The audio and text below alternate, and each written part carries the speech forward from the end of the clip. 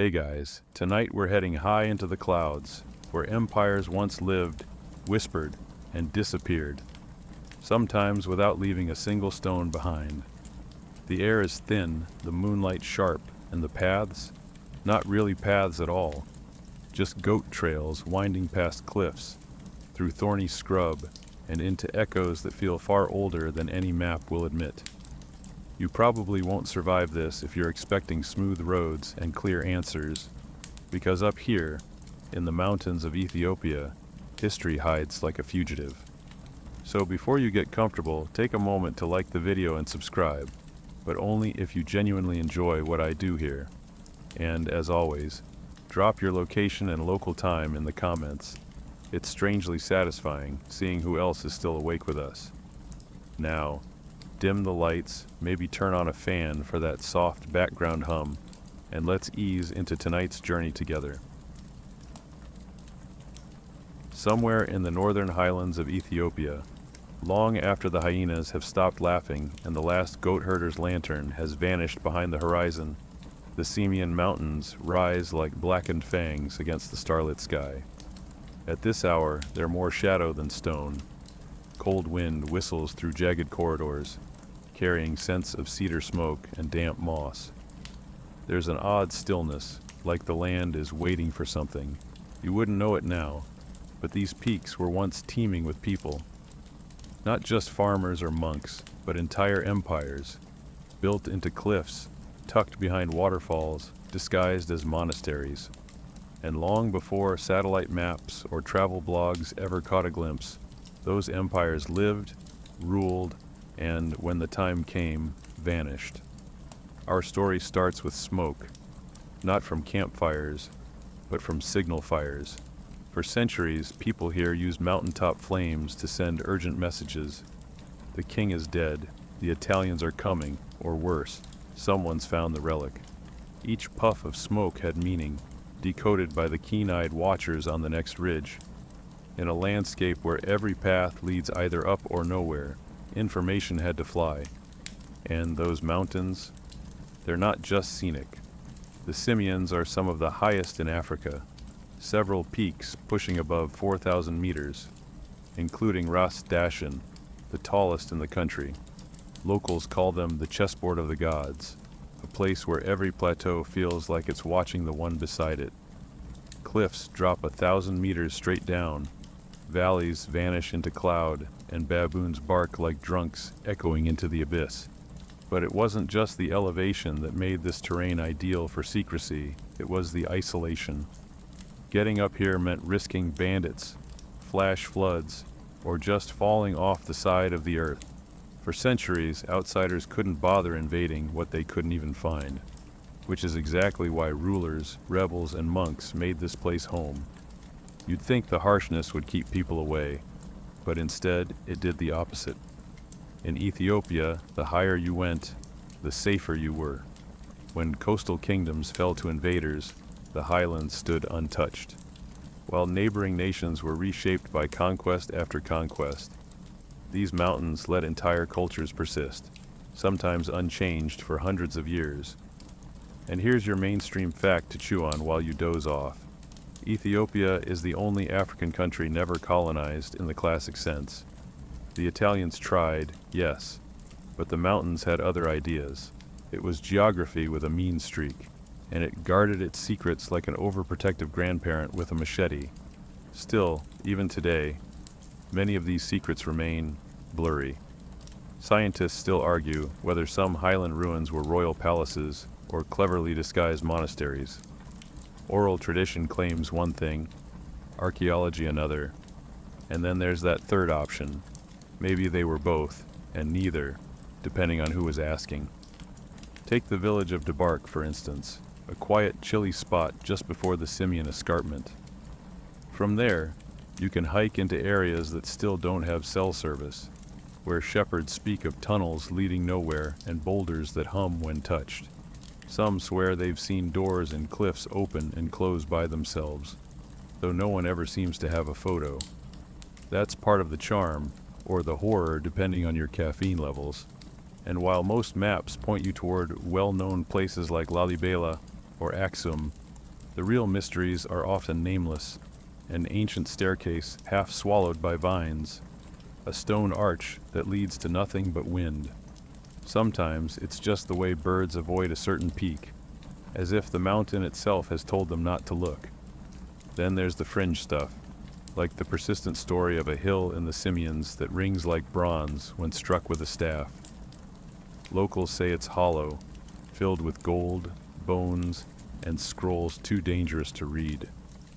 Geologists claim it's just an acoustic oddity caused by mineral layers, but that doesn't explain the one shepherd who swears he heard chanting coming from inside during a thunderstorm in 1984. He doesn't herd near that slope anymore. It's this blend of solid geography and misty folklore that makes Ethiopian mountains more than just dramatic scenery. They're characters. They scheme, they hide, they lie. Sometimes they protect, and when they do it so well entire civilizations can slip into them and never come back out. So tonight we'll follow those empires, not through dusty timelines, but through the cold stone paths they once took. We'll walk with queens who vanished into fog, monks who carved scriptures in bat caves, and soldiers who guarded doorways no outsider ever saw. We're only at the beginning. The smoke above the Simian peaks has just started to rise. The Simian mountains don't just rise, they erupt. Not with violence necessarily, but with this dramatic, almost rude insistence that flat land has no business being nearby. Jagged basalt towers punch the sky, sheer cliffs plunge like dropped curtains, and the valleys between them feel like secret kingdoms all their own. It's a landscape that seems unfinished, like the gods got distracted halfway through and left the terrain on hard mode. But there's design in the chaos. The geological story of these mountains is a loud one, and it started millions of years ago when tectonic drama beneath the Earth's crust decided to throw a volcanic tantrum. Basalt lava flows layered themselves one on top of another until they cooled into high plateaus and steep escarpments. Some cliffs here are over a kilometer high, vertical walls with tiny churches somehow perched halfway up like divine afterthoughts. This wasn't gentle uplift. The earth here cracked, spat, and stacked itself until Ethiopia's highlands became known as the roof of Africa. That nickname isn't just poetic. These elevations routinely top 3,000 meters, and in the case of Ras Dashen, they come close to matching the Alps. The difference is, no one built ski resorts here. They built kingdoms that didn't want to be found. Climbing these mountains is hard. Living in them, even harder. But surviving in them, well, that's where the empires got clever. The terrain practically encourages secrecy. Narrow gorges, fog-thick valleys, and winding ridges that seem to loop endlessly into themselves. It's no wonder this place became a stronghold for emperors, exiles, and everyone in between. If you're a monarch on the run, you'd be foolish not to head uphill. Even today, travel here is an ordeal. Roads twist like panicked snakes, and rain turns paths into mud-slick memory tests. But the views, they're ridiculous. You'll be walking a rocky ledge, thinking about how your toes are flirting with a 1,000-meter drop, and then suddenly, bam! A valley opens up like a storybook. Villages dot the cliffs like freckles. Farmers tend barley fields tilted at 45 degrees, and somewhere, always, a Galata baboon is watching you like it knows your browser history. Mainstream geography doesn't spend nearly enough time on this region. Most school maps treat Ethiopia as a dusty chunk of East Africa. What they miss is that nearly half the country is highland. The Great Rift Valley splits it like a scar, but west of that wound lies this ancient rooftop, cooler, greener, and deeply storied. It's a landscape of contrast, searing deserts below, alpine frost above, and cultures shaped by both. And while this seems like a strange place to build an empire, it's also the perfect place. Because here's the thing, elevation isn't just about hiding, it's about advantage. If you control the heights, you control the water. The Simians are a cradle of rivers. their slopes catching mist and turning it into life. The Blue Nile begins up here, trickling from hidden springs before hurling itself off cliffs. Control those sources, and you control the valleys below. Quirky detail: there are tiny highland villages in the Bale Mountains where people still measure distance not in kilometers, but in the number of resting rocks between 2 points, as in, it's 3 naps from here to the next church. That's not laziness, it's mountain logic. You walk until you can't, you sit on a stone, you stare into the fog, then you move again. But of course, for all its isolation, the highland wasn't immune to drama.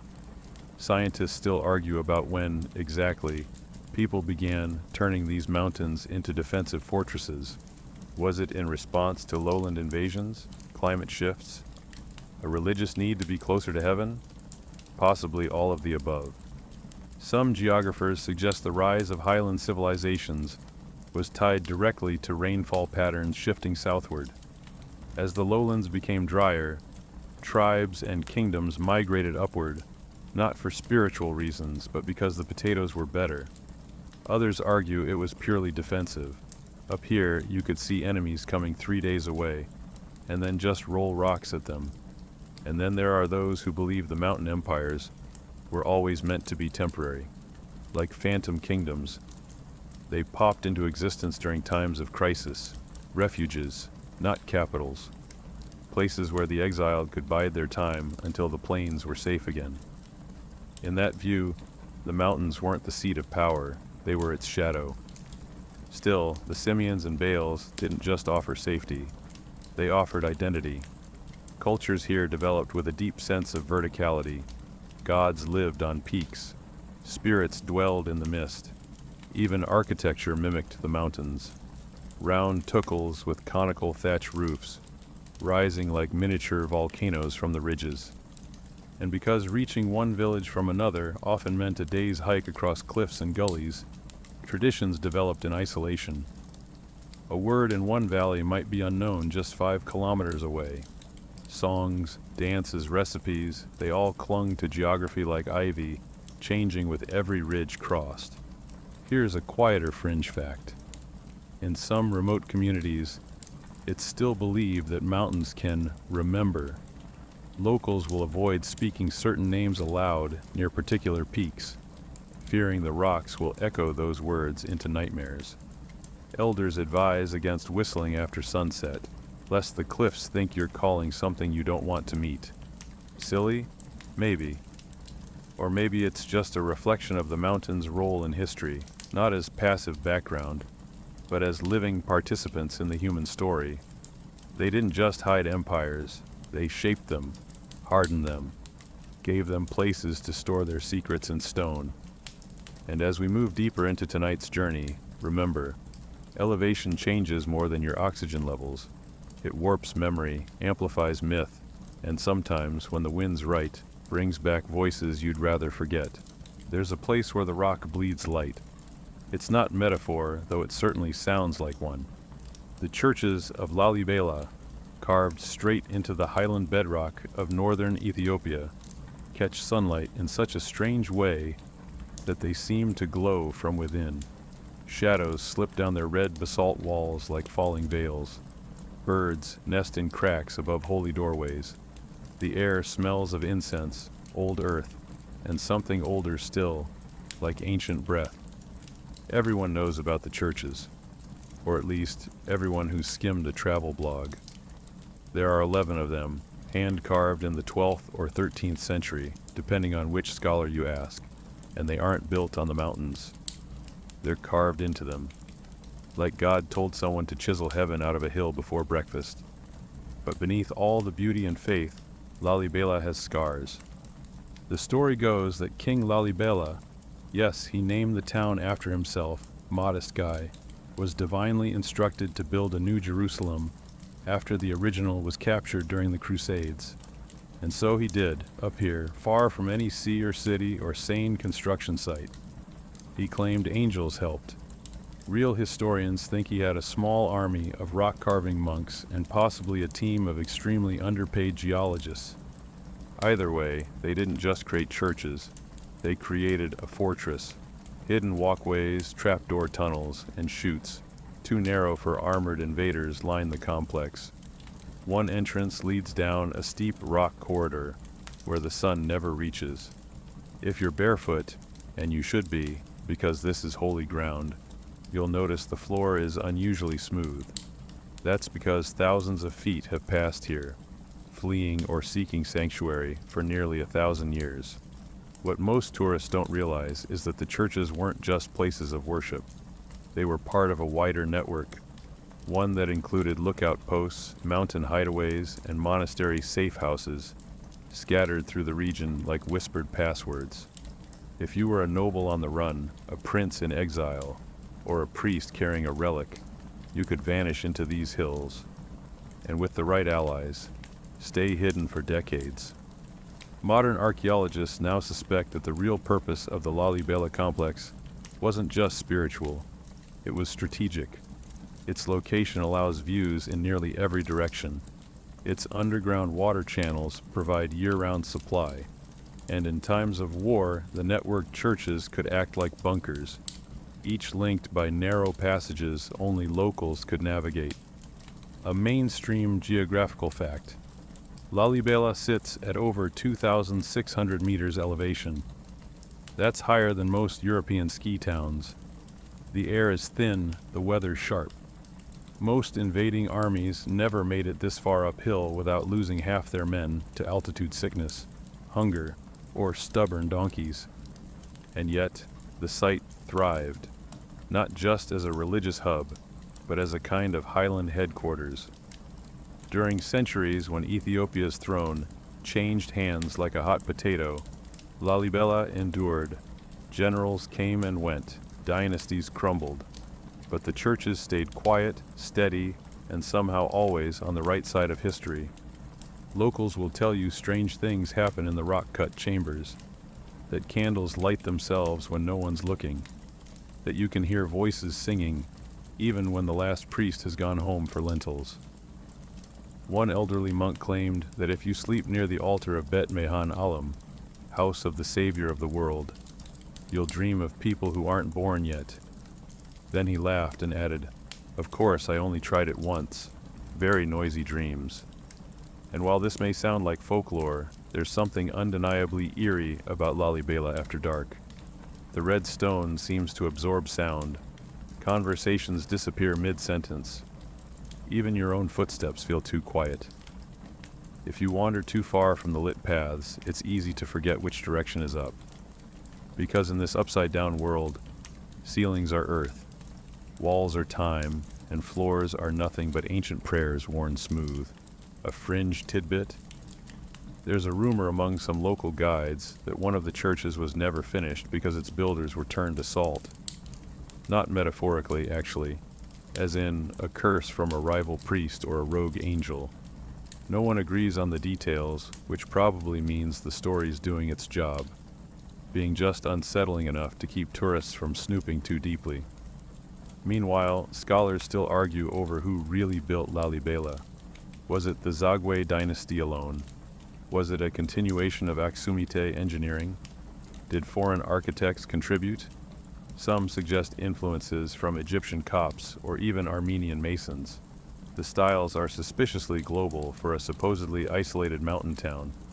Then again, mountains don't isolate everything. They also connect skies and stories. They make good hiding places, but even better rumor incubators.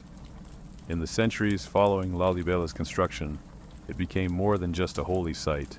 It became a symbol. Emperors sent sons to study there. Rebels sent spies. Some even say keys to hidden archives, chronicling lineages and relics, were kept buried in the church courtyards, under stones no one dared move. If any of those stones were disturbed, they've long since been reset. Now imagine walking through that stone corridor again, the one with no light. Your hand brushes the wall, it's damp but warm. A turn, a dip, another turn. You see a glint ahead. Maybe it's sunlight, maybe it's not. Maybe it's just the mountain showing you another secret, one it carved out centuries ago and never fully closed. High in the cliffs, where even the baboons hesitate to climb, there's a trail almost nobody speaks of, not because it's forgotten, but because it's remembered a little too well. At the end of that trail, legend says, a queen vanished into stone. Her name was Gudit, or Yodit, or Esito. It depends who's telling the story and how nervous they are. One thing's certain, she didn't play nice. Queen Gudi is a historical ghost. Somewhere between fact and fire, she exists in fragmented chronicles, oral memory, and a fair amount of nervous laughter. Depending on the account, she ruled for 40 years, torched churches, toppled the Aksumite Empire, and executed royal heirs like she was clearing out a cluttered attic. Others say she was simply a noblewoman betrayed, a ruler in exile, or even a misunderstood heroine standing against imperial rot. Whatever the truth, the mountains remember her. The story starts in the 10th century, give or take a few decades. Aksum, once the jewel of East Africa, was weakening. Trade routes shifted, internal strife brewed, and from the highlands emerged Gudit, a force of nature in royal robes. The legends say she led an army across the northern kingdom, burning cathedrals and chasing the Aksumite monarchy all the way into the mountains.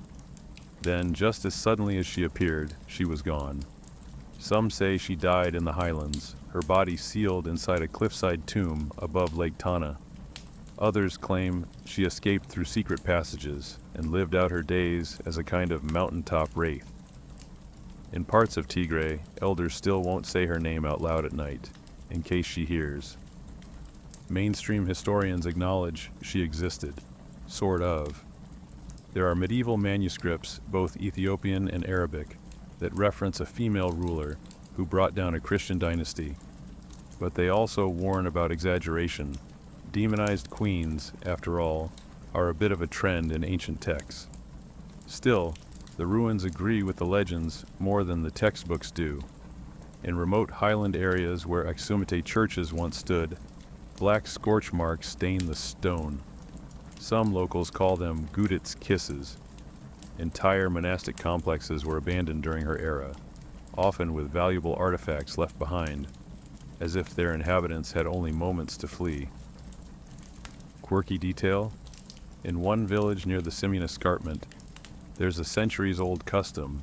If a girl named Gudit is born, she must change her name before her first birthday.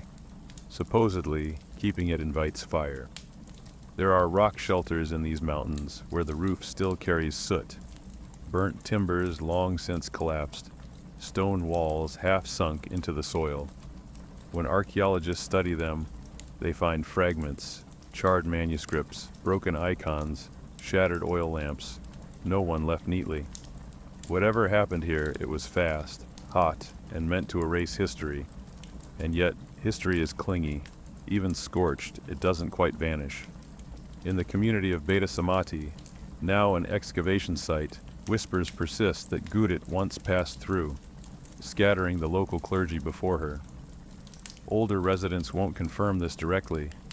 They just nod, slowly, and change the subject to crops, which feels telling. Of course, scientists still argue about her identity. Some claim she was of Jewish heritage, possibly descended from Beta Israel, seeking vengeance for oppression under Christian rule. Others think she was a pagan queen resisting forced conversion. Some dismiss it all as later propaganda meant to justify dynastic changes. It's hard to say. When your main sources are 1,000 years old and written by terrified survivors, objectivity gets murky. But one detail appears again and again. Gudit knew the mountains. She didn't just march through them, she disappeared into them. Her final campaigns wind upward, into inaccessible crags, places with no roads even today. If she had allies there, and by all accounts she did, then she could have stayed hidden indefinitely, or buried, or both. And here's where it gets strange. In the cliffs above Lake Hake, not far from the historical stronghold of Debre Demo, there's a ruined church called Istifanos. No one knows exactly when it was destroyed, only that its walls were melted in fire and its roof never rebuilt. Inside, carved into the stone floor, is a shallow depression, barely noticeable but precise, shaped, some say, like a crown. Pilgrims once claimed this was Gudit's final resting place, though no tomb has ever been found. The clergy deny it, of course, too controversial, but villagers nearby speak of a queen who sleeps in flame and still appears in dreams to lost travelers. Whether that's a metaphor or just mountain poetry, no one quite knows. Another fringe belief? That Gudit was never buried at all, that she's sealed alive inside a cliff, kept in suspended time by a holy curse or a demon pact, depending on the mood of the storyteller. If you shout her name near certain caves, locals warn, you might hear a whisper answer back. Nonsense? Sure. But if you've ever stood near the lip of one of those mountain caves, the wind howling up like a banshee choir, it gets harder to scoff. These mountains don't forget, and they don't forgive easily. What's more interesting is what Gudit left behind. After her rampage, a power vacuum swallowed the region. But instead of immediate conquest, what followed was silence. A lull. As if everyone had collectively agreed not to be noticed for a while. Entire decades of Ethiopian history go quiet during this period. No records, no major constructions, just stillness. It's possible the mountains weren't just hiding Gudit. They were hiding everyone. Because when an empire collapses in fire and the queen vanishes into smoke, what do? You stay quiet, you go uphill, you pray, you whisper your lineage instead of writing it, and you wait for the cliffs to decide whether to let history start over. Up here, where the horizon crumbles into mist and the wind never stops fidgeting, monks live like cliff ghosts. You might not see them at first, just the occasional rope ladder swaying in the breeze, a flicker of saffron robe vanishing behind a rock, or, more often, the echo of a bell that no one seems to be ringing. These are the ledge monasteries, carved or perched halfway up vertical rock faces in northern Ethiopia, especially throughout the Tigray region. Places so remote, so absurdly located, you'd think they were built by mountain goats with theological degrees. And in many cases that's basically true. Take Abuna Yamata Gu, a monastery hollowed into a vertical sandstone spire, nearly 2,600 meters above sea level. To reach it, you have to remove your shoes, climb a sheer rock wall, shuffle along a finger-width ledge, and then cross a narrow wooden bridge that looks like it was designed by someone actively trying to kill you. And yet, services are held weekly, communion is served, children are baptized, elders read ancient manuscripts by candlelight like nothing's weird. But these aren't just spiritual hideouts. They're part of a centuries-old highland pattern. When things get loud, the holy go higher. And when they go higher, they don't just escape violence. They become its historians. Inside these sky-clinging churches are manuscripts bound in goatskin and written in Ge'ez, Ethiopia's ancient liturgical language. Some are beautifully illuminated, with curling script and jewel-toned saints. Others are sparse, just records of kings and battles and names no one has heard in 1,000 years. Many of those texts describe empires that don't show up in standard Ethiopian timelines. Highland dynasties with no palaces, just prayer huts. Royal lineages that ruled through religious authority, not land. Kingdoms that rose, fell, and then reappeared in slightly different outfits 50 years later. Mainstream historians once dismissed these as fantasy. But more recent scholarship has started to lean in. Because when multiple mountaintop communities all remember the same forgotten prince, or the same lost monastery city, it's probably not a coincidence. Scientists still argue about how many of these highland micro-kingdoms actually existed. Were they independent realms, puppet states, spiritual territories with no borders but plenty of swords? The truth is likely a confusing blend of all three. Ethiopia's history isn't neat. It's jagged, like its landscape. And this is where the mountains flex their narrative muscle. Unlike the more centralized empires of Europe or Asia, Ethiopia's highlands allowed for an entirely different model of governance. Think less king in a castle and more priest with a relic and a well-defended cave. The mountains offered no easy invasion paths, no flat plains to conquer in a weekend. Power here had to be subtle, spiritual, mobile. In fact, many scholars now believe that some cliff monasteries weren't just monasteries. They were imperial outposts, or possibly even temporary palaces. During times of dynastic instability, emperors may have retreated to these vertical sanctuaries as to rule in exile. Not out of weakness, but strategy. If your enemies can't climb, they can't dethrone you. One quirky detail. In Debre Demo, another cliffside monastery reachable only by rope, the monks still pull visitors up using an ancient leather strap. No modern stairs, no lifts, just a literal leap of faith. And if you're not fit enough to make the climb, well, maybe you weren't meant to hear what's hidden up there. The isolation isn't just for show. It creates an ecosystem of memory. Oral tradition thrives where written records fail.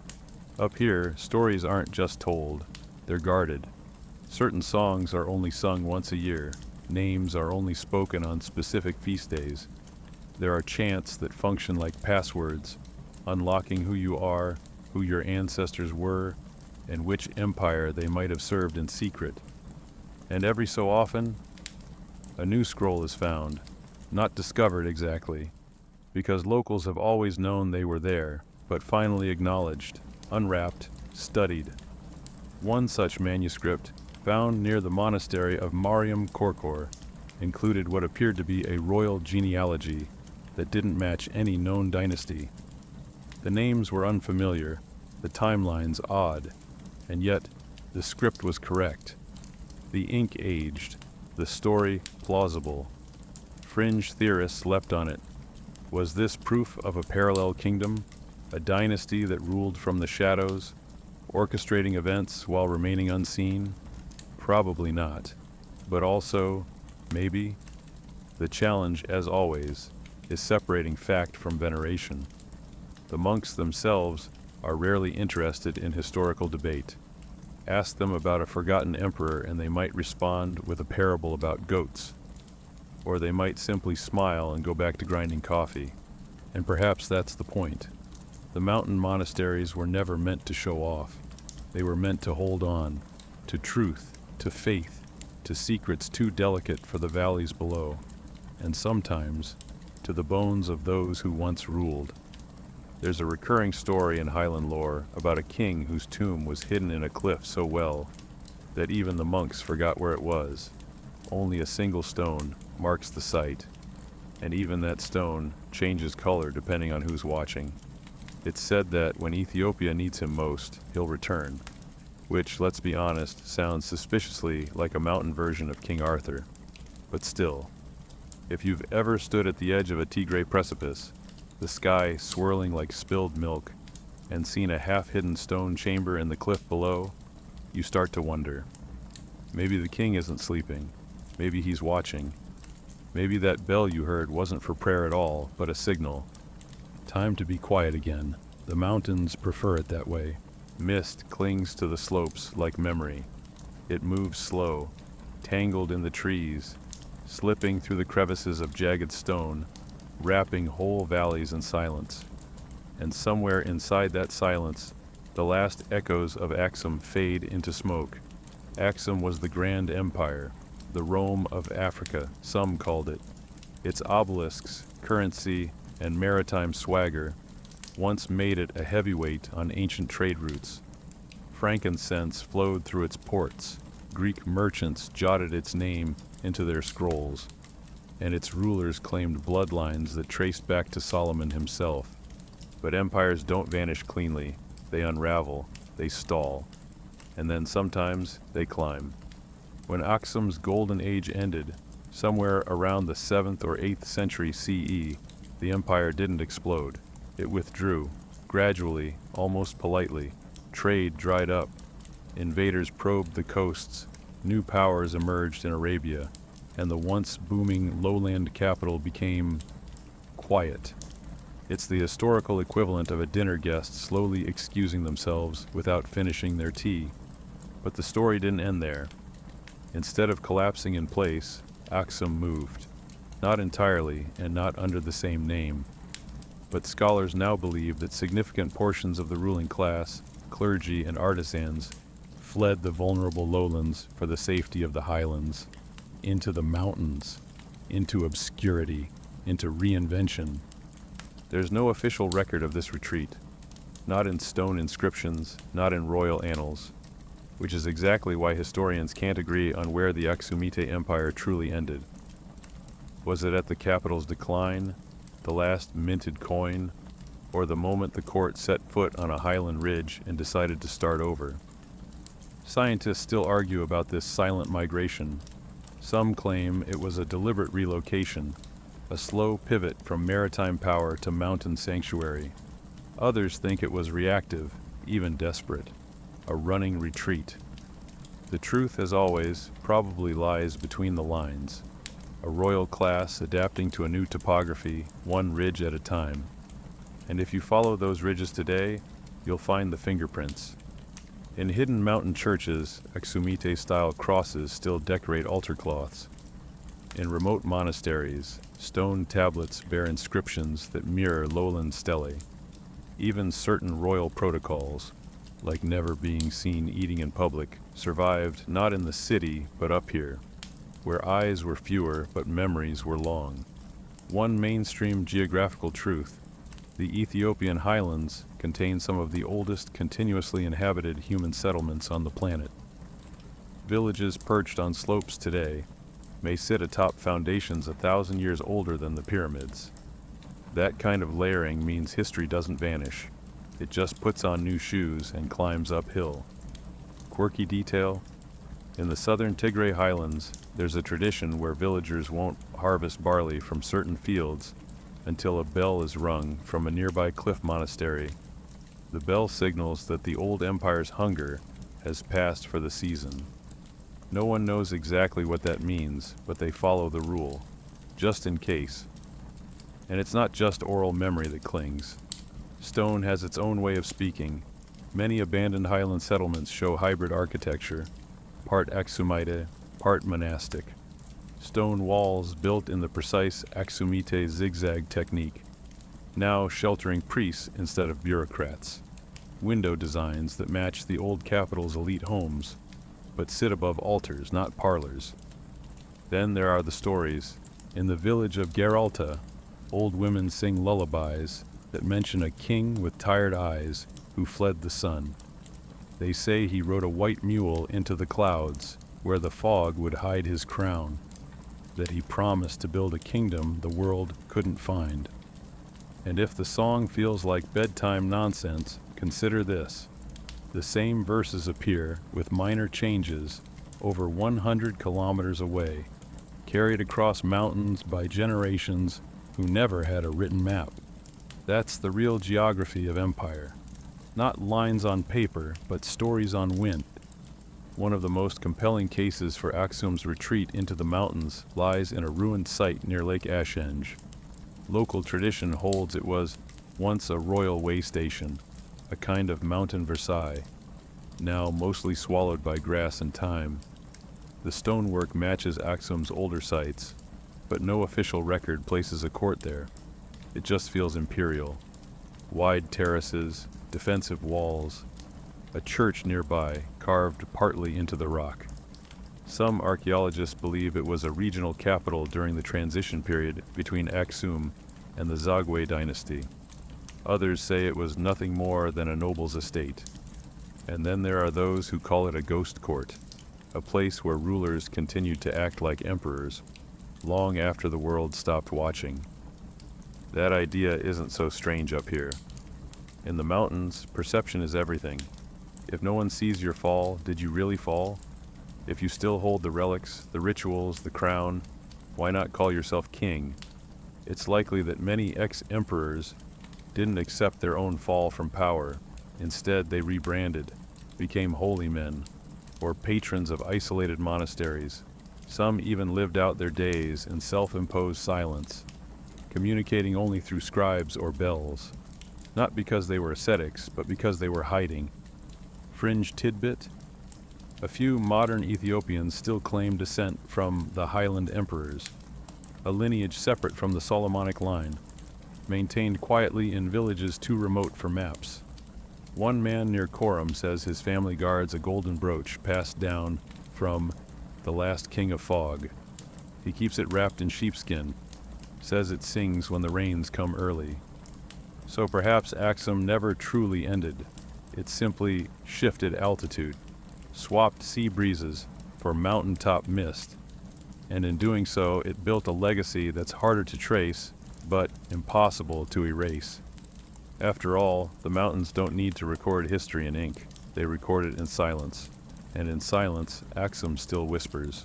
The empire that came next didn't roar into view, it crept, quietly, carefully.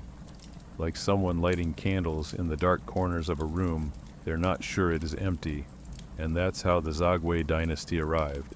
Not with a bang, but with a monk's footsteps echoing on stone. The Zagwe weren't flashy. They didn't inherit Aksum's coastal swagger or its international trade routes. What they inherited instead was its silence. And into that silence, they built something strange, a kingdom that ruled without ever really being seen. Most history books mention the Zagwe mainly for Lalibela, the rock-cut church city we visited earlier. And yes, that's their architectural mic drop. But the deeper story is weirder. It's the story of a Christian kingdom with no clear king, no sprawling capital, and no interest in being recognized by the world. Here's the thing. The Zagwe ruled for over 300 years, from around the 10th to the 13th century. But we still don't know exactly how many kings they had. Some sources say 11, others say 5, a few claim 17. That's not historical oversight, that's deliberate fog. The dynasty seems to have cloaked itself in vagueness, like someone writing in pencil on water. Even the name Zagwe might not be original. It could be a retroactive label applied by later dynasties who wanted to minimize them, compress their rule into a footnote. After all, the Zagwe didn't claim descent from Solomon and Sheba like later Ethiopian emperors would. They didn't fit the national myth, so they got blurred. And yet, they ruled, effectively, persistently. From their highland strongholds, the Zagwe kings kept the region stable, promoted Christianity, and carved architectural wonders into the rock. They built a network of religious centers across the highlands, each doubling as a sort of quiet administrative hub. Think of it as a bureaucracy disguised as a pilgrimage route. Mainstream geography fact: the Ethiopian highlands stretch across a vast central plateau, broken only by deep gorges and volcanic outcrops. This topography made centralized control nearly impossible. Instead, power had to move, like water, through narrow passes, along trade routes, and over sacred ridgelines. The Zagwe mastered this. They ruled not with flags and thrones, but with churches and alliances. One quirky detail? There's a theory that Zagwe messengers traveled with small iron bells attached to their belts, not to make noise, but so that villagers could hear how fast they were walking. A slow chime meant peace. A frantic clatter meant a king had died. And if there was no sound at all, well, that meant something was very, very wrong. And still, scientists argue about where the Zagwe actually ruled from. Some suggest Roha, modern-day Lalibela, was the capital. Others point to various strongholds scattered across Tigray and Lasta. But there's no single palace ruin, no royal tombs with grand inscriptions. Just hints, trails, churches, manuscripts that lead you uphill and then vanish into mist. It's like chasing smoke through a forest of stone. Why so secretive? Possibly survival. The Zagwe rose after Gudit's scorched earth campaign, in a landscape still jittery from imperial collapse. They may have feared reprisals from lowland factions loyal to the Aksumite line, or from future rivals who saw their Solomonic irregularity as heresy. Better to stay tucked among the mountains, ruling from the edges. And perhaps they weren't trying to be emperors at all. Some scholars now believe the Zagwe saw themselves as stewards, protectors of faith, custodians of a kingdom waiting to be reborn. There are writings from the time suggesting they believed in a cyclical empire, that their rule was temporary, just until the rightful line returned. Whether that's humility or PR spin is anyone's guess. Fringe tidbit. There's a hill near Sakota where locals claim the Zagwe once held shadow courts, not in palaces, but in open fields surrounded by priests. The king would sit under a tree, no throne, no crown, just a carved cross held in his lap. Judgments were spoken in Ge'ez, echoed by scribes, and sealed with silent gestures. According to the legend, even the wind was not allowed to interrupt. And then there's the whole issue of the Ark. Remember the Ark of the Covenant? That slightly dramatic box from the Book of Exodus that melts faces and supposedly holds the original 10 Commandments? Well, according to Ethiopian tradition, the Ark was brought to the country by Menelik I, son of Solomon and Sheba. That's the claim every Solomonic emperor used to justify their divine right. But during the Zagwe period, that story goes suspiciously quiet. Some suggest the Ark was hidden, others say it was moved. A few even claim the Zagwe had a fake Ark, a decoy, while the real one was spirited away to a mountaintop cave for safekeeping. Which brings us to the biggest question of all: were the Zagwe legitimate? Later Ethiopian rulers said no. They painted the dynasty as a blip, an interruption in the grand Solomonic line. But the people who lived under Zagwe rule didn't seem to think that. They followed its laws. They prayed in its churches. They wrote down its victories in margins and margins alone. And maybe that's what makes the Zagwe so fascinating. They were an empire that knew it wasn't permanent. That ruled from cliffs and caves, not capitals. That passed power like a whispered prayer, not a coronation. So when they finally fell, when a young prince named Yakuno Amlak rose from a monastery with claims of Solomonic blood, the Zagwe didn't leave ruins behind. They left echoes, hollow churches, songs that stop mid-verse, a feeling in certain mountain passes that someone very old is still watching. You might not see them, but then that was always the plan. If you listen closely in the highlands, not just with your ears, but with something deeper, you might pick up on it, a rhythm, a pulse, like footsteps between trees. That's the sound of stories being passed, not loudly, but strategically. Because in these mountains, survival isn't just about hiding, it's about knowing who to trust and when to lie. Welcome to the shadow game of Highland espionage, 13th century style. After the Zagwe slipped out of power and the Solomonic line returned, loudly, triumphantly, and with some very fancy new robes, the mountains didn't suddenly become transparent. If anything, they grew more tangled. The new emperors, anxious to assert legitimacy, were obsessed with relics, lineage, and controlling the narrative. But the narrative had been living in caves for 3 centuries. It wasn't easy to corral, so the highlands became a chessboard, a place of alliances, betrayals, and the occasional holy decoy. One mainstream geographical note to keep in mind: northern Ethiopia's mountain terrain isn't one big plateau. It's a complex patchwork of ridges, canyons, and hidden valleys. What looks like a short walk on a map could be a full day's trek through unforgiving switchbacks, shaded only by thorn trees and prayer, perfect for secrets. In this maze, the most valuable asset wasn't gold or soldiers, it was information and relics. Relics here weren't just sacred, they were political. Possessing a fragment of a saint's bone or a copy of the Book of Enoch in Ge'ez script could legitimize your rule, or, conversely, prove someone else's rule false. Suddenly, the mountains weren't just hiding emperors. They were hiding paperwork.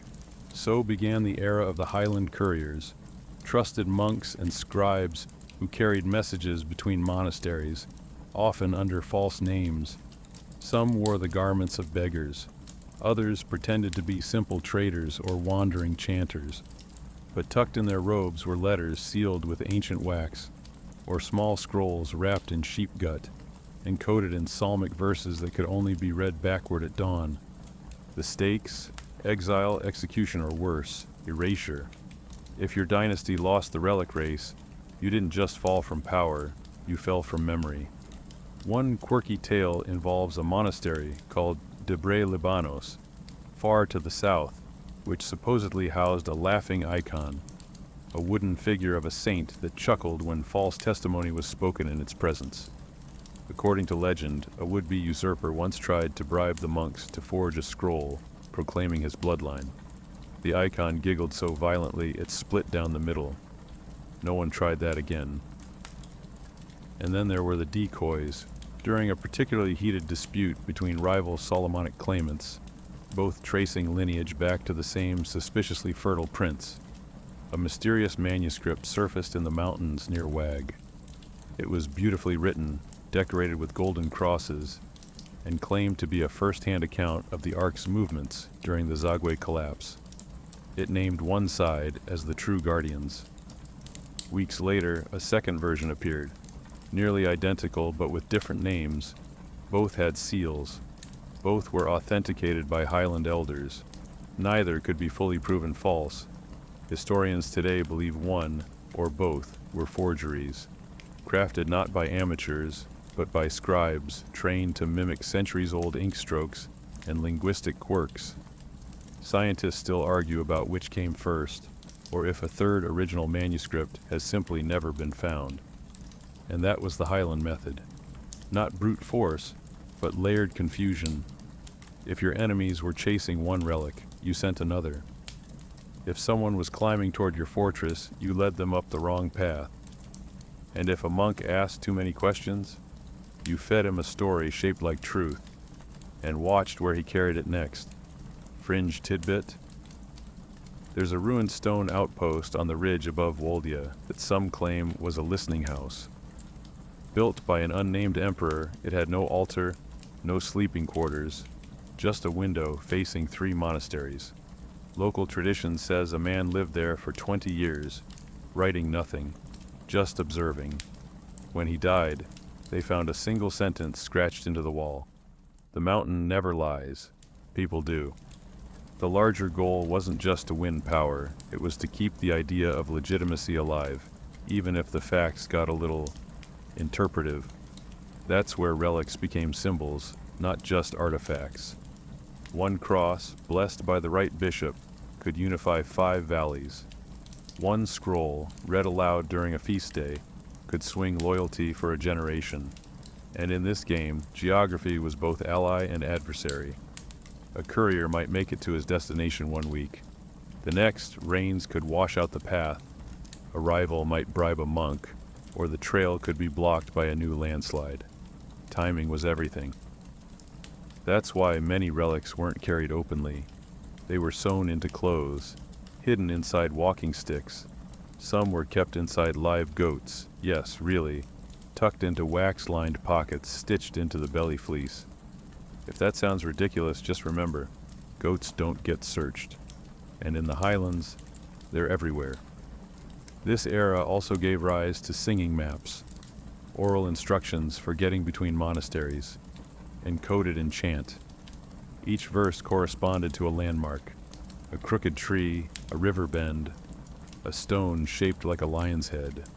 Only the right chant would get you where you needed to go. Get one verse wrong, and you might end up circling a gorge for hours. Of course, modern scholars aren't always thrilled with this era of hazy documentation. The evidence is elusive, the stories contradict. But that's the point. The Highlands were never about clarity. They were about control of knowledge, of faith, of the thin thread connecting ruler and relic. So when you hike through this terrain today, when the path turns unexpectedly and you swear you've seen that same twisted cedar twice, maybe you're not lost. Maybe you're just following the wrong verse. After all, the mountain knows. It's just not telling. If you ever find yourself on the island of Tulugudo, don't blink. You might miss it. Not the island itself, which rises humbly from Lake Ziwe like a green knuckle, but what hides beneath the roots and reeds and gossip of the wind. Because this place, despite its sleepy bird calls and sun-drenched quiet, is where some say the Ark of the Covenant once went into hiding. Yes, that Ark, the biblical one, the face-melting one, the one Indiana Jones went looking for. According to Ethiopian tradition, the Ark was brought to Ethiopia by Menelik I, son of King Solomon and the Queen of Sheba. It was housed for centuries in Aksum, guarded by priests, protected by walls, and revered as the holiest object in the land. But when the Zugwe dynasty took power and things got complicated, so did the Ark's location. Enter Tulugudo. The story goes that during one of the more chaotic periods of dynastic shift, when no one could be sure which faction might try to claim the Ark or destroy it, monks took it and fled, south, quietly, overland, over mountain passes, and eventually by boat across Lake Ziwe. Now, geographically speaking, that's no small feat. The distance from Aksum to Ziwe spans some of the most rugged terrain in the country, hundreds of kilometers of ridges, canyons, forests, and highland fog. It would have required meticulous planning, trusted couriers, and, according to legend, an entourage of very stubborn goats. Quirky detail? In some versions of the story, the monks didn't just carry the Ark, they strapped it to the back of a goat. This, scholars agree, is probably metaphorical. Probably. But in Ethiopian lore, goats are more than livestock. They're landscape navigators. And honestly, if you needed something small, steady, and impossibly sure-footed to carry the holiest object in the world across a collapsing empire, you could do worse. By the time the Ark reached Tulugudo, it was said to be wrapped in multiple layers of linen, covered in leather, and guarded by monks who had taken vows not only of silence, but of anonymity. No names, no ages, just watchers. There's a church on Tulugudo today, Mariam Tzion, simple, stone, weathered, but if you ask the right elder, they'll point toward a locked room. Inside, they say, are ancient manuscripts that tell the story of the Ark's escape, its journey by night, its hiding in caves, and its return to Aksum decades later, once the political dust had settled. Scientists still argue over the authenticity of these manuscripts. Some date them to the 14th century, others to much later. The texts are vague on specifics, full of poetic language and divine metaphors, and yet they mention geographical markers, rivers, ridges, even tree types, that match real routes a fleeing party might have taken. There's also the curious case of the lake itself. Lake Ziwe isn't just a scenic body of water. Its 5 volcanic islands have long served as religious refuges. Several monasteries dot the lake region, most reachable only by boat. During invasions, civil wars, and imperial purges, the islands provided safe haven for texts, relics, and people who weren't supposed to be found. Mainstream geographical fact. Lake Ziwe is part of Ethiopia's Rift Valley system, a chain of lakes formed by tectonic shifts, surrounded by both fertile farmland and sudden volcanic outcrops. That geological isolation made it perfect for hiding, not just physically, but narratively. What happens on a lake island doesn't need to follow the same rules as the mainland. Which brings us back to the Ark. If it really did come here, if even a copy of it came, then this was more than a pit stop. It was a royal exile, and the monks who protected it, they weren't just clergy, they were guardians of legitimacy. Because the Ark in Ethiopia isn't just a religious object, it's a political one. To possess it, or even to appear to possess it, is to hold divine authority. Emperors built entire reigns on that claim, so hiding it wasn't just an act of safety, it was a strategic pause, a way of saying, this isn't over, but we'll be back. Fringe tidbit? There's an oral tradition on the island that claims the Ark never left, that what returned to Aksum was a replica, a decoy, designed to fulfill public expectation while the real object remained on Tulugudo, hidden beneath the altar of Mariam Tzion, guarded by a rotating line of nameless monks whose only task was not to believe anything too strongly, including the truth. Skeptical? Sure. But try telling that to the locals who refuse to enter the church barefoot, or to the fishermen who still won't cast nets on the lake's north side, where the water listens. Then there's the matter of the mountain trails leading to Tulugudo. Because remember, before the monks reached the lake, they crossed highland passes where the air gets thin and even the birds fly reluctantly. Along those trails, in tiny cliff churches and valleys with names that don't appear on maps, pilgrims still speak of a journey marked not by time, but by heartbeats. They say if you walk that path alone, and say nothing, and carry no iron, you may hear a low hum in the rocks, like something breathing beneath the stone, a presence, heavy, ancient, not unfriendly, but watching. So whether the ark ever sat here or not, the memory of it did. And memory in the Ethiopian highlands tends to settle like dust, quiet, stubborn, and impossible to remove. If you could float above the Ethiopian highlands during the 17th century, say on a very confused cloud, you'd spot something unexpected rising from the mist. Castles, real ones, turrets, battlements, royal courtyards, not in Europe, not in the Middle East, but here, perched on a plateau above the Blue Nile, in a city that ruled both from the clouds and in spite of them. This was Gondar, Ethiopia's imperial capital for nearly 250 years, and proof that even in a land built on secrecy and stone churches, sometimes an empire just wants to show off. The founding of Gondar in 1636 by Emperor Fasilides marked a dramatic shift. No more monasteries masquerading as capitals, no more rulers issuing edicts from caves. Gondar was visible, deliberate, and unmistakably regal, a declaration carved in mortar and lava rock. We're still here, it said, and we build in stone. Mainstream fact. Gondar lies at about 2,200 meters elevation, surrounded by volcanic hills and thick eucalyptus groves. Its position offered strategic advantage, both militarily and symbolically.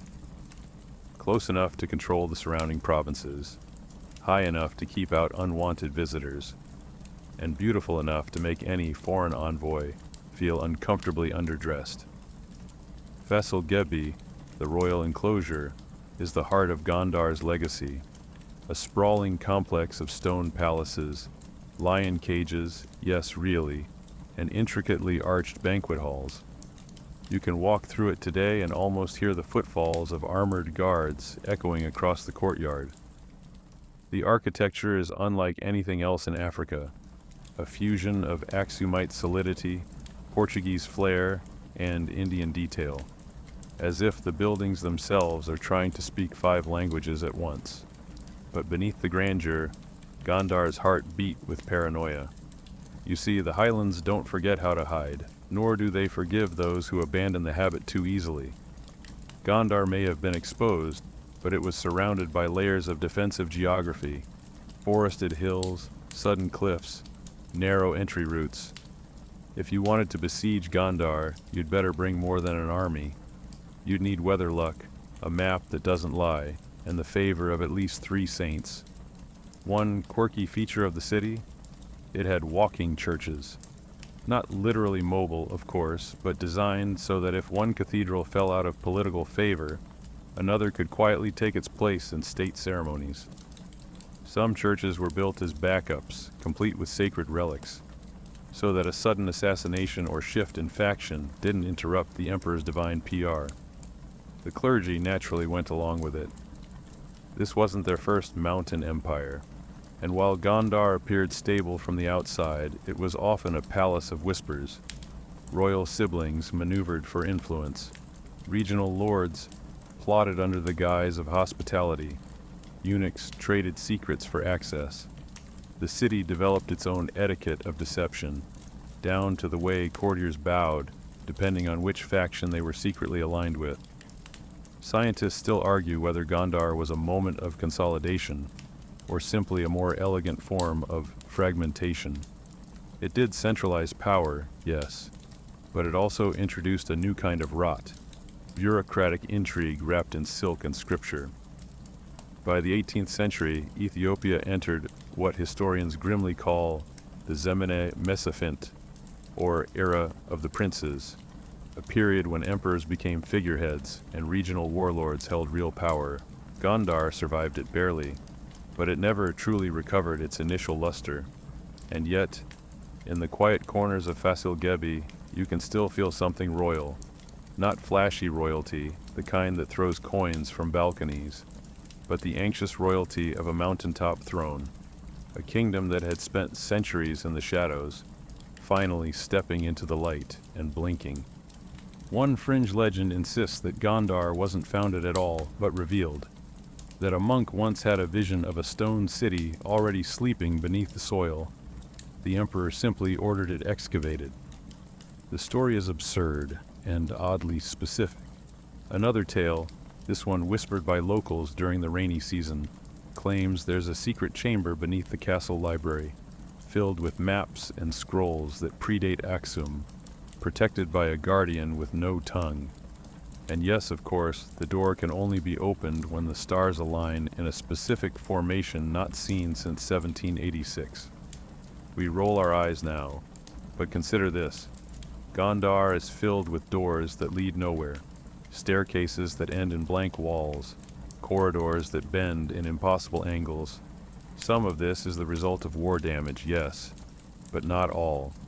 Some of it feels intentional, like a city built to confuse invaders or unworthy guests. That's what happens when an empire grows up in the mountains. It inherits the mountain's temperament, beautiful, aloof, full of dead ends and secret rooms. Even as Gondar expanded, emperors continued to make pilgrimages to remote monasteries. They still sought prophecies from cliffside hermits.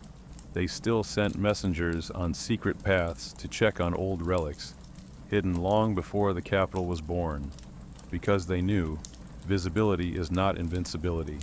In the end, Gondar was both crown and mask, a capital that looked like confidence, but was built on centuries of hiding, listening, and waiting. The mountains watched it rise, and when the time came, they watched it fade. Today, pigeons roost in the palace eaves. Children chase each other through the throne hall. Tour guides recite timelines, skipping over the bits too strange to fit the script. But the wind still moves through the corridors like a whisper. And if you stand in the main courtyard just after dusk, when the shadows are long and the air goes still, you might hear it, the quiet tap of a boot heel, or a monk's cough, or just the mountain reminding you, not all kings need to be seen to rule. By the late 18th century, the mountain kingdoms of Ethiopia were starting to shift again.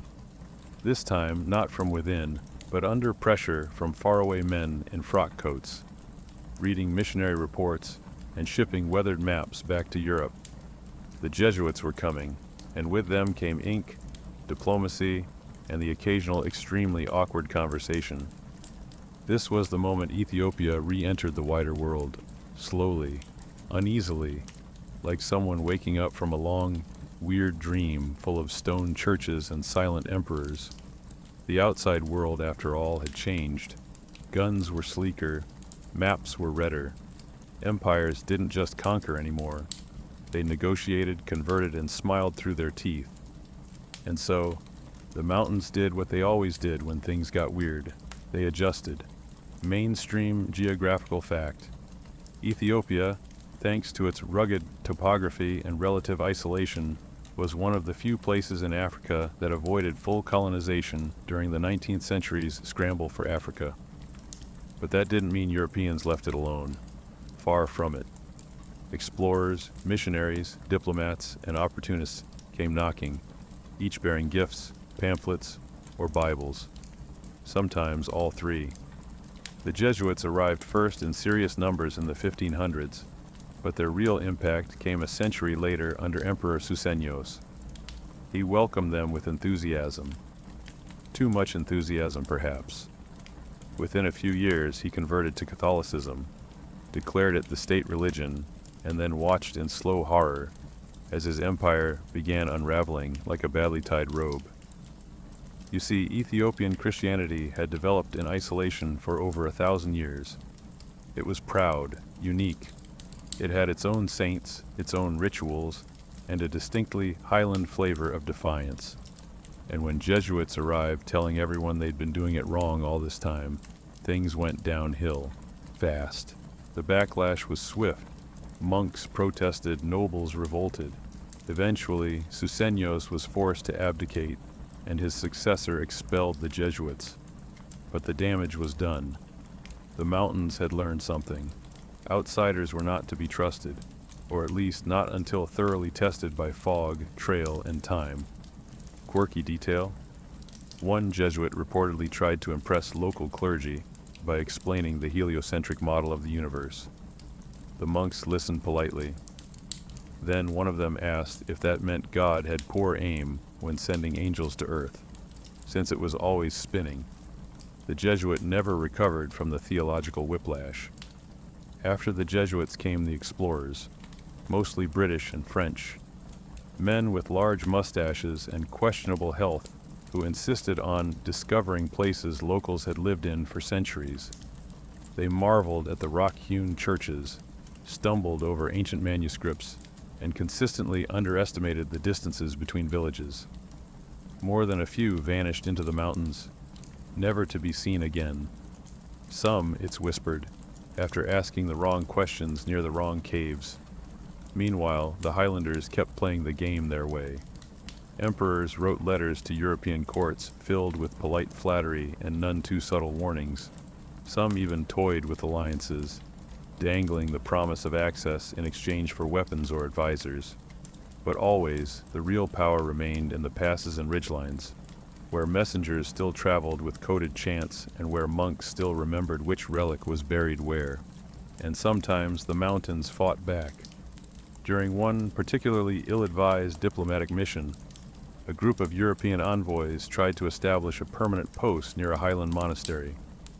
The monks agreed, on one condition, that the newcomers sleep in a stone hut built just for them, away from the sacred sites. The Europeans, eager to be culturally respectful, accepted. What they didn't know was that the hut had been used for centuries as a test. It was built on the edge of a wind corridor, where the cold howled all night, and the walls whispered ancient prayers, amplified by cleverly shaped stone. Within 3 days, the envoys had packed up, confused and slightly unnerved. One swore he'd heard chanting in a language no one admitted to knowing. Another said the building breathed fringe tidbit. In a crumbling ledger found in a French monastery, there's a note about a lost walking church in Ethiopia. A structure said to only appear on foggy mornings, shifting location each time. Scholars dismissed it as missionary myth, but some Ethiopian elders near Debark still describe a church that wasn't there yesterday, seen only by shepherds before sunrise. Even as outside influence grew, the highlands held on to their strange rhythm. In villages perched on impossible slopes, people kept doing what they'd always done, measuring time by fasting seasons, navigating by shadow and stream. And while the lowlands began to modernize, railroads, telegraphs, imports, the mountains often responded with deliberate slowness. This wasn't ignorance, it was choice.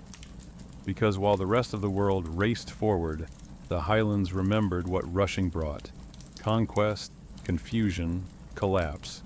Better to move like the wind, quiet, sharp, and full of turns. One mountain strategy in particular became infamous: the phantom court. During times of unrest, emperors would stage entire mobile governments, moving every few days between hidden strongholds.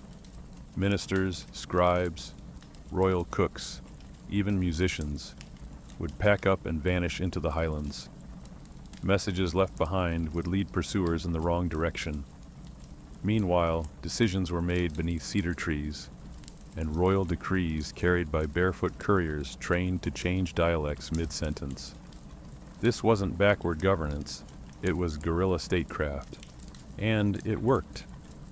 When Italy finally attempted invasion in the late 19th century, it found itself facing not a primitive kingdom, but a mountain-hardened state that had been playing 4D chess since before Europe knew Ethiopia existed. But that's a tale for another section. Here in the 17th and 18th centuries, what matters is this. The mountains weren't just hiding emperors and relics anymore. They were hiding strategies, diplomatic feints, political myths, entire architectures of resistance disguised as theology. And if you listen closely, between the church bells, beneath the priest chants, you might hear something stranger still. A song about a building that walks, a foreigner turned to salt, or a map that folds itself if you're not holding it correctly. You might laugh, or you might start walking, just to see. Somewhere near the mountain spine of Wollo, where the wind doesn't blow, it whispers. There's a cave they say you shouldn't enter without first praying, twice. Once for guidance, once for forgiveness. Inside, carved into the mountain like a cathedral born from silence, is the sort of space that makes your thoughts feel too loud. This is just one of many forgotten sanctuaries scattered throughout Ethiopia's highlands. Cave churches, monastic vaults, tomb shrines, and collapsed kingdoms hewn directly into rock. Places where time moved differently. Places where some say time stopped altogether. Tonight we enter the realm of the hewn kingdoms, not just buildings, but entire spiritual worlds hollowed into stone. Silent spaces where emperors once knelt, where generals hid, where monks carved verses with fingernails because ink had become too political. Let's start with Yemrihana Krestos. Built inside a limestone cave near Lalibela, it looks like it was dropped there fully formed, an elegant wooden church with layered beams, intricate carvings, and walls painted with centuries-old frescoes. The smell inside is unforgettable. Incense, old cedar, and something faintly metallic, like breath on cold iron. Mainstream geographical fact. Ethiopia's mountains, especially those around Lalibela and Wollo, are rich with volcanic and sedimentary rock ideal for carving. Over millennia, natural caves were expanded, reshaped, and sanctified. Unlike in Europe, where monasteries stood above ground like invitations, here they sank into stone, quiet, hidden, holy, and sometimes haunted. Behind Yemrihana Krestos, beyond the curtain of incense and the priest's nervous glances, lies a pile of bones, hundreds of them, skulls, ribs, the curled shells of long-decayed pilgrims. No one's quite sure how many. Some say 10,000. Others say that's poetic inflation. But either way, the story goes that these pilgrims came seeking salvation, and, once received, chose to never leave. Whether they died peacefully or by starvation, no one knows. Scientists still argue about whether this was an intentional burial site or a tragedy. The priests tend to say little. Just that the bones are blessed. Quirky detail. In the cold season, the chamber hums. Not like a machine, more like wind trapped in a bottle. Some believe it's the breath of the pilgrims. Others think it's just geology. But the humming never stops. And that's just one site. Ethiopia has dozens, possibly hundreds of cave churches and monastic strongholds hidden in the highlands. Some require full-day climbs. Others hang off cliffs, reachable only by rope ladders or prayers. Their existence alone is staggering. Their purpose, even more so. These weren't built for tourists. They weren't even built for community worship necessarily. Many were forged for hiding, for enduring.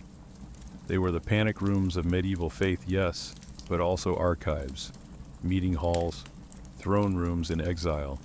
One particularly strange structure near the Tembian Mountains bears the unmistakable shape of a fortress. Arrow slits, defensive outcroppings, a strategic view of the valley below. But inside, it's just silence.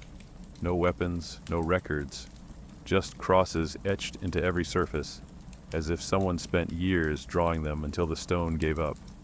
Locals call it the king who never left, because, they say, one emperor retreated there during a time of betrayal and simply chose not to return.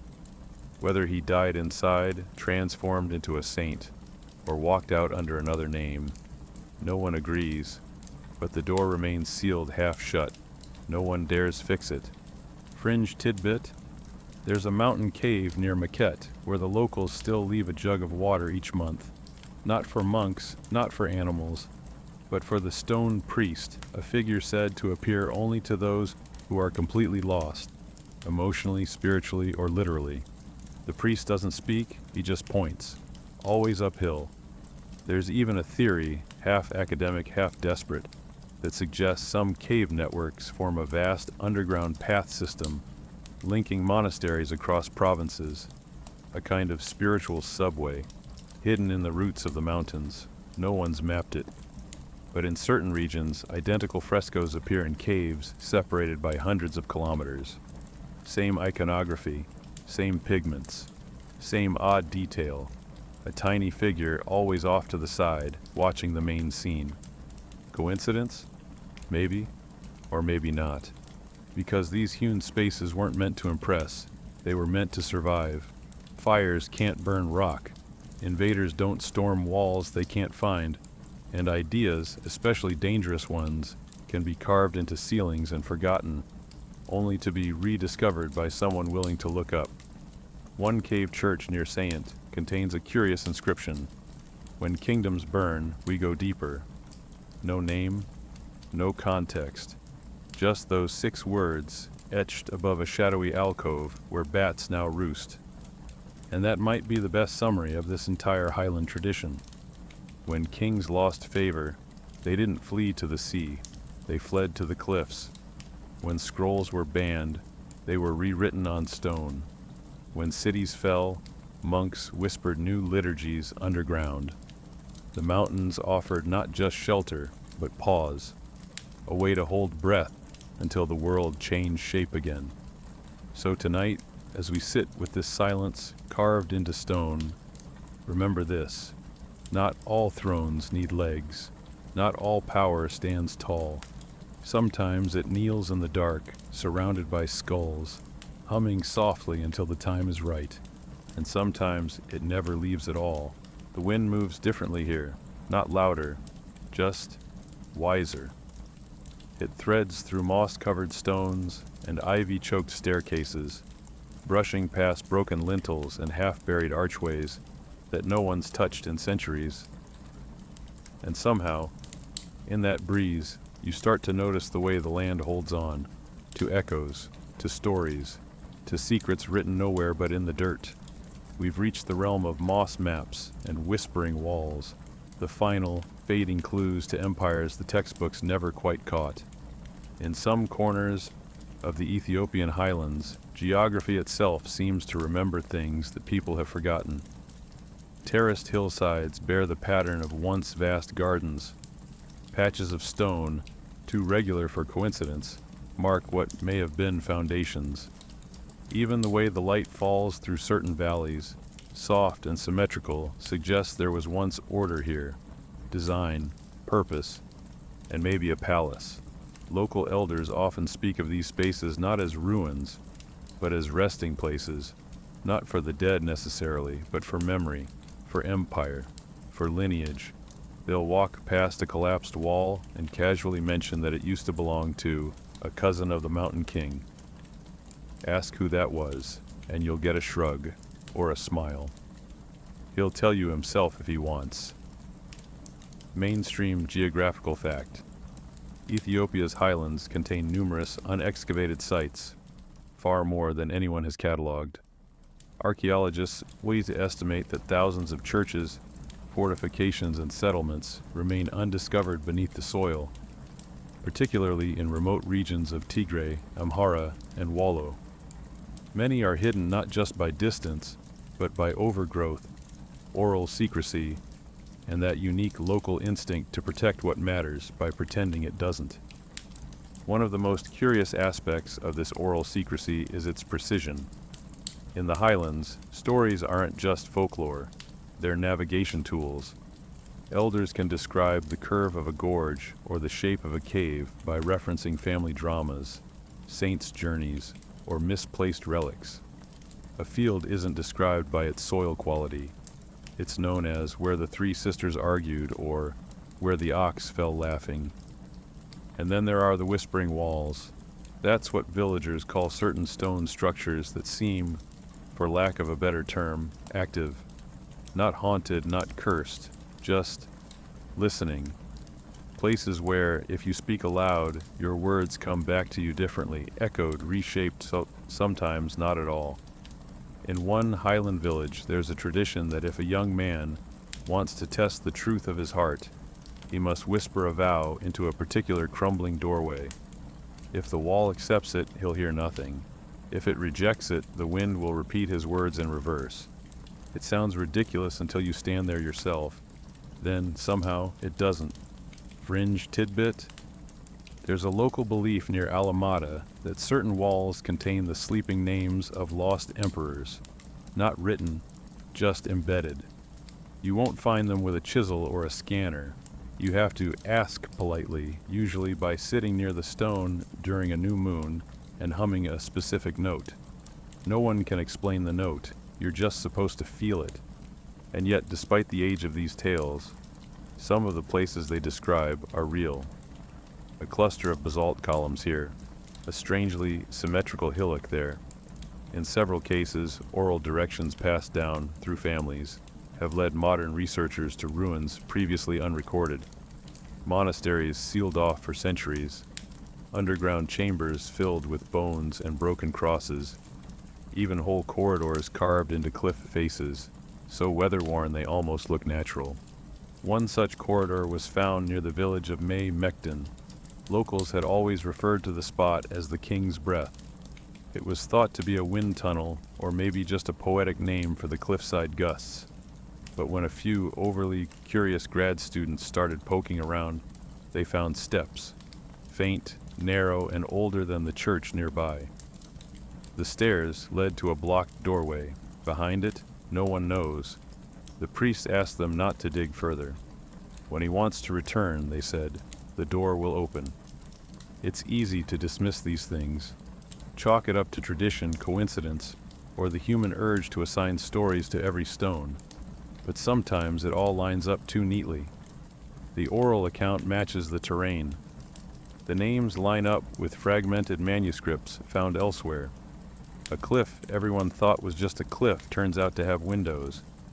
And when it all lines up, the suggestion is unsettling. That maybe, just maybe, some of these empires never really died. They just went quiet, buried themselves in stone. Let the moss grow over the doors, let the songs fade into lullabies. Let time do what it does best, dull the edge of memory until it feels like myth. But the memory isn't gone, it's just hiding in plain sight. One elder in the Wag region once said something beautiful and strange. When a king forgets his name, the mountain remembers it. That's why mountains don't speak often. When they do, it's always important. So the next time you see a cracked wall, a field shaped like a question mark, or a path that goes uphill and then nowhere, pause. Not everything the mountains say is loud. Some of it's whispered, some of it's waiting. And if you listen long enough, like really listen, you might start to hear the old names humming quietly in the grass. Some say the cliffs open themselves, that they split without a sound, like old lips parting for the first time in centuries, and out poured noise and fire and men in uniforms who didn't belong. The year was 1935. The mountains, which had hidden empires, whispered kingdoms, and sheltered relics for over 1,000 years, were about to face something new, modern war. Italy had returned, not for trade, not for prayer, but for conquest. And this time, they brought planes. It's a jarring sight, even in memory. Biplanes buzzing over valleys that had never seen electricity. Bombs dropped on hills where monks still recited chants and ge'ez, where churches were hewn into cliffs rather than built. The Italian invasion under Mussolini marked a rupture, a moment when geography was no longer a shield. when even the mountains had to adjust their defenses, but adjust they did. Mainstream geographical fact: Ethiopia's highland terrain was one of the key reasons the country remained unconquered for so long. The rough escarpments, narrow mule tracks, and sheer cliffs made logistics a nightmare for foreign armies. Even in the 20th century, moving troops through the highlands meant dealing with broken axles, stubborn donkeys, and trails that vanished in fog. The land was its own labyrinth. Still, the Italians tried. They came with tanks that couldn't climb, planes that ran out of fuel before reaching their targets, and maps drawn by men who had never sweated through a highland morning. They bombed monasteries, they shelled villages, they dropped leaflets that no one could read. The response? Organized chaos? The Ethiopian resistance, known as the Arbenyok, or Patriots, turned the mountains into a nightmare for the invaders. They knew every switchback, every hidden pass, every cave where a man could vanish for weeks. Farmers became scouts. Priests smuggled messages beneath their robes.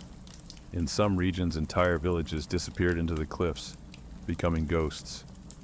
Quirky detail? There's a story of one Italian officer who, frustrated by a particularly elusive rebel group, ordered his troops to follow the mountain itself. They did, right into an ambush where the cliffs echoed so perfectly that they couldn't tell where the shots were coming from. The survivors swore the rocks were laughing. Some churches became hospitals, others arsenals, but many simply became symbols. Destroy one, and 3 more rose in legend. One cave complex in Gojam became so famous for its disappearing defenders that it earned the nickname the House of the Unseen Emperor. Supposedly, a royal heir hid there during the war, guarded by priests and invisible to even the most determined Italian scouts. Fringe tidbit? Locals in that area say the heir never left, that he still walks the cave corridors at night, barefoot and humming the tune of a royal anthem no longer sung. They say if you whistle near the cave mouth, you'll hear it back on a different note. Slower, sadder, maybe older. But the cliffs didn't just protect, they retaliated. The resistance movement grew bolder, relying on ambushes, sabotage, and the kind of asymmetrical warfare that modern analysts now study in textbooks. They cut Italian supply lines, poisoned wells, and turned once friendly terrain into a puzzle of shifting alliances. And when help came, British-backed Ethiopian exiles, led by Emperor Haile Selassie, it was the mountains that made victory possible. Not overnight, not cleanly, but inevitably. The Italians, despite superior technology, were outmaneuvered by goat paths. Scientists still argue about the full scale of the highland resistance. Records are inconsistent. Oral accounts contradict official timelines. But what's clear is this: the mountains held their ground, not by standing still, but by adapting. They became more than barriers, they became strategy. And even in defeat, the invaders left scars. Craters near cliff churches, bullet-pocked monasteries, whole villages erased by mustard gas. Yes, they used it. The Italians committed atrocities, hoping terror would succeed where logistics failed, but it didn't. In one highland town, an old bell tower still stands with shrapnel buried in its stone. Each year, on the anniversary of the town's bombing, the bell is rung anyway. It sounds wrong, dented, but it rings. That's the mountain way. One particularly haunting detail: after the war, when the Italians were gone and the Patriots emerged blinking into the sunlight, some caves were found with notes carved into the stone walls, names, prayers, even poetry. One reads, "We were never alone, the rocks remembered us." Whether that's literal or just grief turned lyrical, who knows? But it feels right. And maybe that's what the war truly opened. Not just the cliffs, but the memory. For the first time in centuries, Ethiopia's hidden history wasn't just a tale told in shadows, it was a fact. Written in blood, yes, but also in resilience. The mountains had once again protected something ancient. Not a relic this time. Not a king, but an idea. that some places don't bow, that some heights, once climbed, refuse to be claimed. So next time someone tells you modern warfare makes geography irrelevant, send them to the Simian Mountains. Let them try to drop a pin where an empire once slept. Then let them try to walk it, barefoot, in silence. The mountains will still be waiting. There's something strange about the mountains even now. Not ominous exactly, just charged. Like the land is waiting for a secret to be told. Like there's one last verse of the song that nobody's sung yet. We've reached the present, sort of. But Ethiopia's highlands, unlike most places, refuse to let time move in a straight line. Here, memory doesn't live in books or museums. It walks, it hums, it glows faintly in the fog that rolls down into valleys no one has mapped properly since the 14th century. And according to some, the mountains are still hiding something. Tonight we end where we began, in mist, in altitude, and in the company of empires that may or may not still be here.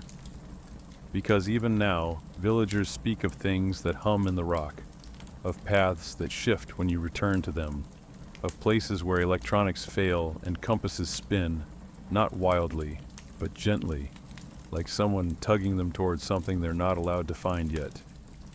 Mainstream geographical fact: the Simian and Bale Mountains remain among the most biologically diverse highland regions in Africa. These ranges are still dotted with remote communities, some accessible only by foot or mule. Modern infrastructure has crept in, barely, but even today, many highland monasteries are off-grid. No phone reception, no generators, just candles, scripture, and a wind that has no intention of calming down. Quirky detail: in one highland village near Korem, locals swear there's a cliff that sings. Not all the time, just before heavy rain. It emits a faint, metallic vibration, like a low chime struck underwater. Scientists attribute it to thermal contraction in the basalt, but villagers call it the choir of the old ones.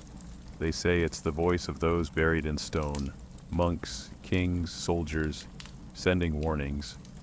And then there are the lights, blue glows mostly, sometimes green, usually just after midnight, around the ridge paths near Debre Damo or the deep cuts of Wag. Hikers report seeing spheres of light hovering silently over trails. When approached, they vanish, not in a burst, but by slowly dimming, like a candle deciding it's done for the evening. You could dismiss it as folklore, phosphorescent gases, trick of the eyes, stress-induced hallucinations. But these sightings come from everyone: farmers, pilgrims, even a few government researchers. One soldier stationed near Alaje once described the lights as minds with wings. But the strangest part of all? The coded songs.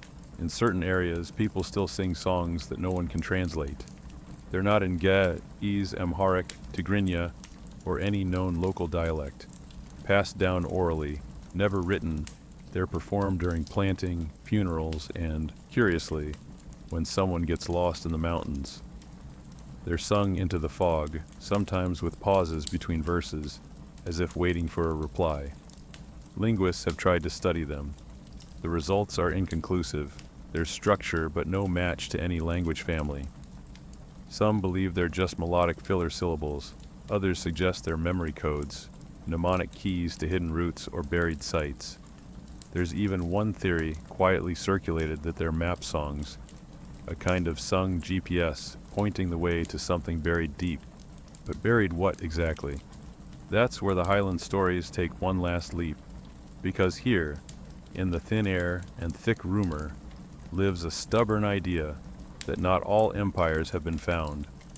One fringe theory argues that a pre-Zagwe mountain dynasty, a breakaway royal line, still exists, not politically but spiritually, hidden in lineage, waiting, its descendants scattered in tiny cliff villages, unaware of their bloodlines until the calling happens. Supposedly, when the stars take a certain shape, 3 points arched over the Simian crest, a voice will rise from a cave near Lake Hake and begin to name names. Yes, it sounds ridiculous. Yes, it also sounds exactly like something the mountains would try. Scientists still argue about whether these stories point to lost archives, unexcavated sites, or just the Highland tendency to wrap everything in metaphor. But when researchers return from expeditions, they often describe the same thing: a persistent feeling that they've seen only 10% of what's actually there, that the rest, whether hidden in rock or withheld in silence, is just out of reach. Maybe that's the legacy of these mountains. Not the empires that built palaces, but the ones that built possibility, the ones that didn't need stone walls or written records, that lived in chants and bells and moss, that walked uphill until they disappeared, and maybe, just maybe, they're still walking. Wind down begins, and now, as the night folds in, and the mountain trails blur into dark, let your breath match the wind, let your thoughts settle, like dust in the monastery courtyard. You've wandered through lost kingdoms tonight, through cave halls and goat paths, whispering walls and golden echoes. You've climbed cliffs no tourist brochure will ever print. So breathe. Let the fog roll gently through your mind. Let the hum of old stories lull your pulse into calm. There are no more relics to guard tonight, no more songs to decode. Just quiet, just stars, just the echo of something sacred watching over you from a ridge too far to see. Let it keep watch while you sleep. Sweet dreams.